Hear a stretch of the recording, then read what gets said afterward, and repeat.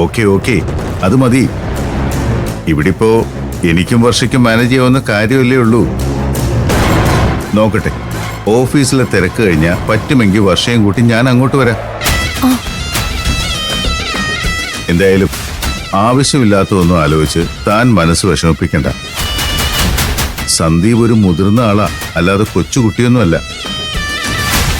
ആ വിചാരം വേണം എപ്പോഴും.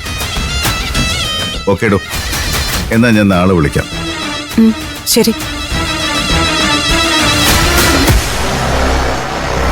എന്താ തമ്പി സാറിന്റെ ഒരു ഡിപ്ലോമസി. ഭാര്യ അങ്ങ് സമാശ്വസിപ്പിച്ച് മയക്കുമായിരുന്നല്ലോ.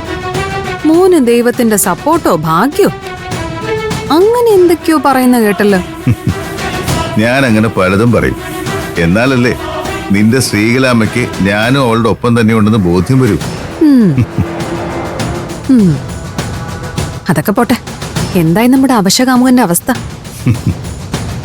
അവസാനം പെറ്റമ്മയുടെ മനസ്സലിഞ്ഞ് കല്യാണത്തിന് പച്ചക്കൊടി വീശോ? ഏയ് നെവർ, അങ്ങനെ ഒന്നും സംഭവിക്കില്ല. അവരിപ്പോഴും രണ്ട് ധ്രുവത്തിലാണ്. സന്ദീപ് അമ്മയോട് പിണങ്ങി കാട് കയറിയിരിക്കുന്നു. കുടജാദ്രിയിലേക്ക് പോകാനാണത്രേ. അപ്പോ ആ കാര്യത്തിൽ ഒരു തീരുമാനമായി. ആനയും കരടിയും കാട്ടുപോത്തും ഒക്കെ ഇറങ്ങുന്ന കാടാത്. നമുക്ക് ഭാഗ്യമുണ്ടെങ്കിൽ അവന്റെ കാര്യം അതുങ്ങളായിട്ട് തന്നെ തീർത്തോളും. എന്തായാലും മോനുമായിട്ട് നാട്ടിലേക്ക് മടങ്ങാമെന്നുള്ള ശ്രീകലയുടെ മോഹം വെറുതെയായി. ഒന്നുകിൽ അവന്റെ ഡെഡ് ബോഡി ആയിട്ട്, അല്ലെങ്കിൽ മോൻ നഷ്ടപ്പെട്ട വേദനയിൽ അമ്മ ഭ്രാന്ത് പിടിച്ച് അലഞ്ഞു തിരിഞ്ഞ് നടക്കുന്നത് നമുക്ക് കാണേണ്ടി വരും. ഡാഡിയുടെ മോഹം ചില്ലറയൊന്നും അല്ലല്ലോ.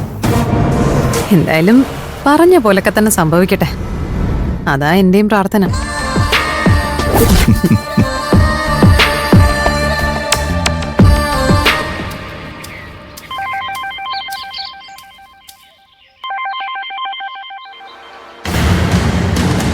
ഹലോ തമ്പി സാറേ. എന്തായി വിക്രമ കാര്യങ്ങൾ? അതെല്ലാം ഞാൻ ഭംഗിയായിട്ട് ഡീൽ ചെയ്തിട്ടുണ്ട് സാറേ. സാറിന്റെ ആവശ്യം ഞാൻ അപ്പൊ തന്നെ ഘോരയെ അറിയിച്ചിട്ടുണ്ട്. ഘോര എന്തു പറഞ്ഞു? നമ്മളെ സഹായിക്കോ? സഹായിക്കുമെന്നോ? അതെന്ത് ചോദ്യമോ സാറേ? സാറൊരു ആവശ്യം പറഞ്ഞാ അത് ഘോര വേണ്ട രീതി കൈകാര്യം ചെയ്യില്ലേ? ദേ, സന്ദീപിനെ അന്വേഷിച്ച് ഘോര അപ്പൊ തന്നെ കാട് കയറിയിട്ടുണ്ട്. ഇനി ആ പയ്യൻ ജീവനോടെ പുറംലോകം കാണില്ല. അവന്റെ അന്ത്യം ആ കാട്ടിനുള്ളിൽ തന്നെയാവും. അങ്ങനെ സംഭവിച്ചാൽ നല്ലത്. എങ്കിൽ ഞാൻ തന്നെയും ഘോരയൊക്കെ വേണ്ട രീതിയിൽ കാണുന്നുണ്ട്. സാറ് ധൈര്യമായിട്ടിരിക്കെ. ആ ചെറുക്കന്റെ കാര്യം ഘോര നോക്കിക്കോളും. അവന്റെ കഥ തീർന്നെന്നറിഞ്ഞാൽ സാറിനെ അപ്പൊ തന്നെ ഞാൻ വിളിക്കും. പോരെ? മതി. വിക്രമിന്റെ ആ കോളിന് വേണ്ടി ഞാൻ വെയിറ്റ് ചെയ്യും. ശരി. ശരി സാറേ.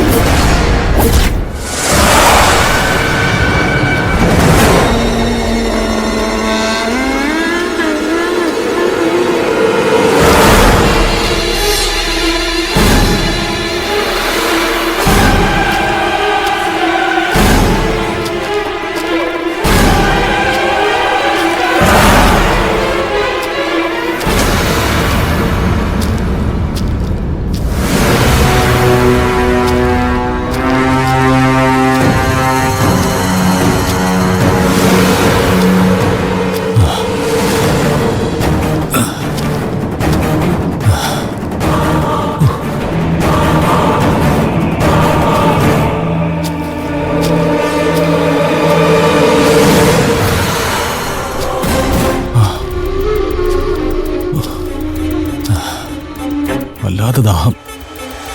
ഈ കാട്ടിനകത്ത് എവിടെ നിന്ന് ഇത്തിരി വെള്ളം കിട്ടുന്നത്? ഇനിയും കുടജാദ്രിയിലേക്ക് ഒരുപാട് ദൂരം ഉണ്ടെന്ന് തോന്നുന്നു.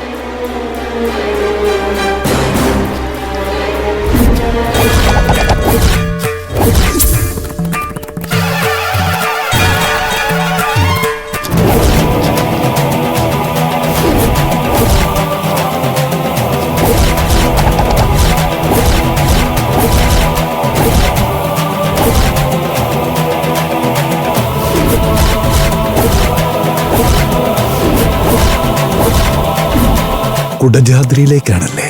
അതെ സ്വാമി. മൂകാംബികയിൽ നിന്ന് കുടജാദ്രിയിലേക്ക് വാഹന സൗകര്യമുണ്ടല്ലോ.